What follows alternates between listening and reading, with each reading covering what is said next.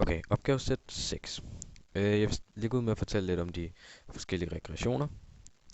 Der er den eksponentielle, det er b gange a, opløftet i x. Der er den potensregressionen, det er b gange x, opløftet i a. Og så er der en lineær regression, som er a gange x plus b. Og så vil jeg forklare en lille smule om, eller forklare forklaringsgraden, eller a i anden. Det er simpelthen, når du har lavet en regression, så vil der stå, hvad regressionen er. Det vil typisk være et tal mellem 0 og 90. Det vil være et tal. Og jo tættere tallet er på 1, jo bedre regression er det. Og nu skal vi så lave en opgavesæt 5, som jeg lige vil vise en opgave fra, som jeg vil gennemgå her hurtigt. Det er så opgavesæt 5. Der er nogle opgaver, og der er nogle tal her. Altså trådens diameter, trådens modstand, og ohm. Dem har jeg så sat ind i Inspire. Og nu vender vi tilbage til Inspire, så kan jeg fortælle jer videre der. Som sagt har jeg mine tal herover. Så jeg kan lige få alle med. Og så herover er punkterne så dukket op. Nu skal jeg så få sat nogle regressioner ind. Jeg starter med simpelthen min lineære regression. Jeg sletter lige hurtigt det her. Det er noget, der ikke skal være der. Så sætter jeg en regression. Vælger lineær. Der kan man allerede se, at den overhovedet ikke passer. Så er jeg statisk. Og så går jeg ind her.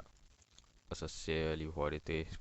Ja, som sagt, forklaringsgraden den skal jo være tæt på 1. Den her er så 0,73, hvilket er lidt til grin faktisk. Så er det en dårlig regression. Nu går vi så videre til den eksponentielle regression. Så jeg kan allerede lægge ud lige nu med at sige, at den ligger meget bedre end den lineære. Og det kan du også se her på forklaringsgraden, den er 0,96, hvilket er tættere på 1 og er bedre end lineær. Men vi stopper ikke her, vi har stadig den sidste regressionslinje, vi skal lige gå igennem. Det er nemlig potensregressionen. Det var så en god ting, vi tog den med, da vi nu kan se, at den fører igennem alle punkterne og midt igennem. Og vi kan også se her på forklaringsgraden, den er på 0,99. Den er ultra tæt på 1, hvilket er en god forklaringsgrad, og derfor er den brugbar, den her regression. Nu skal vi så regne nogle opgaver, som jeg lige vil vise hurtigt her på opgavesæt 5. Nu skal vi har fundet den model, der passer bedst. Det var potensregressionen. Og så nu skal vi så videre til bestemme modstanden, når diameteren er 0,80. Det vil sige vores x. Bestem modstanden, når diameteren er 0,80. Det vil sige 0,80 det er her. Og nu skal vi så finde modstanden. Det vi gør så her, det er, at vi deler siden op i 3 og laver et noteark, og så fortsætter vi her. Nu siger vi så f1 x, for vi skal have fundet x først. Det kommer op der. Og så siger vi så, fordi det var 0,80, og x det er 0,80, fordi at det er diameteren. Den er 0,80. Og diameteren ligger så på x, så det er f1. Det ligger allerede i et matematikfelt. Så 0,0.80 bliver det så i Inspire. Der er vi så. Så modstanden den er 0,82. Hvis du kan også lige runde op, så den er 0,83. Så modstanden her er simpelthen 0,83.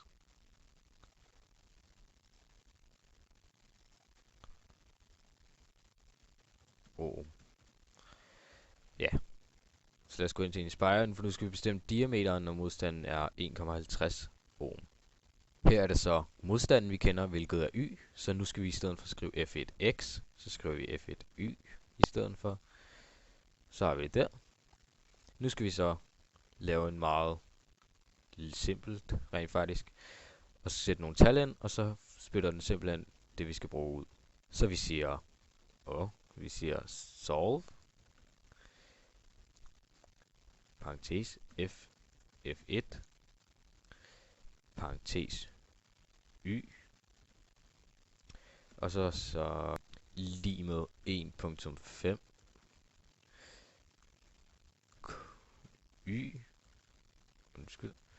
y, da det er diameteren, parentes slut, og der er åbenbart en syntaksfejl, det skal være et komma i stedet for.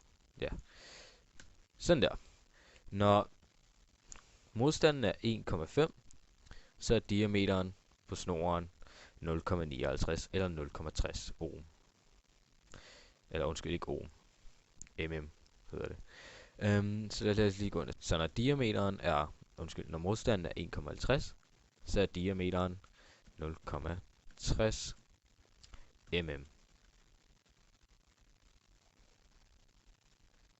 Og det er sådan, du regner opgaver i Inspire.